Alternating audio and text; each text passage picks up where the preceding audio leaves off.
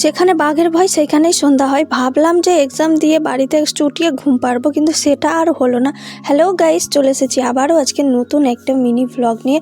তো দেখো, আমরা বাড়ি থেকে বেরিয়ে পড়েছি কলেজ যাওয়ার জন্য। আর এই দিকে আমার বান্ধবী এতটাই দেরি করেছে যে আমাকে বলছে যে তাড়াতাড়ি তুই চলে আসিস, একদম 10টার মধ্যে আমি দাঁড়িয়ে থাকবো।